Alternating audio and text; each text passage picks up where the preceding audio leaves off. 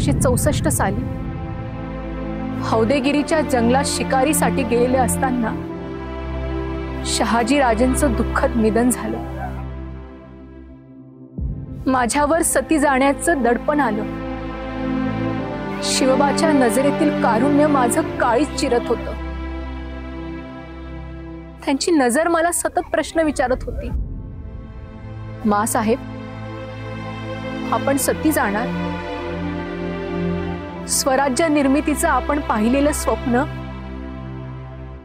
आपण असं अधुरच सोडून जाणार? शिवबाच्या त्या नजरेनं मी पेटून उठले।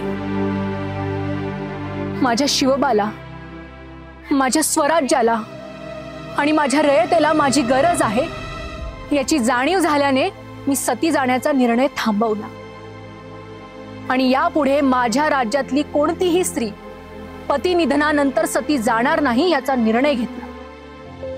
राजमाता म्हणून काम करायला मी पुन्हा एकदा सुरुवात केली। एकीकडे राज्याचा राजकारभार वेगाने वेग घेत होता आणि दुसरीकडे निजामशाह, आदिलशाह, मुघलशाह मोठ्या आक्रमणाची तयारी करत होते। पन्हाळ्याची लढाई, बाजीप्रभूंचं बलिदान मनाला वेदना देणारं होतं। परंतु 18 पगड जातीतील सैन्य, सरदार आणि सेनापती आपल्याशी जुळत होते हे आनंदाची बाब होती।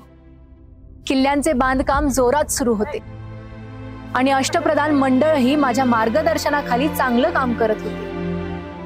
या सगळ्यांचा राग मुघलांना होता, म्हणून त्यांनी आपली खेळी खेळायला सुरुवात केली। औरंगजेबानं मिर्झा राजे जयसिंग याच्या नेतृत्वाखाली आपली सगळी फौज ही निजामशाह आणि आदिलशाह याच्या मदतीला पाठवली। परिणामी शिवबाला माघार घ्यावी लागली आणि पुरंदराच्या तहात आपले 23 किल्ले मुघलांना द्यावे लागले।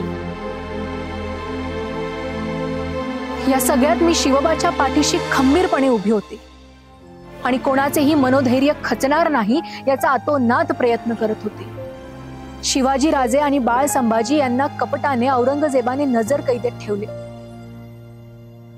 त्यांची सुटका व्हावी आणि ते सुरक्षित राज्यात परत यावे म्हणून मी दिवस रात्र आई जगदंबेपाशी प्रार्थना करत होते आणि फलस्वरूपी शिवाजी राजे आणि बाळ संभाजी राज्यात परतले।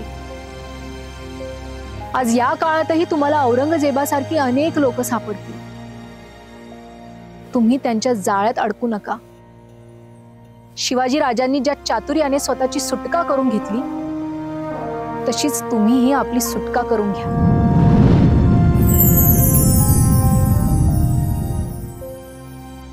अखेर तो सुवर्ण दिवस उगवला ज्याची आम्ही प्राणपणाने वाट बघत होतो।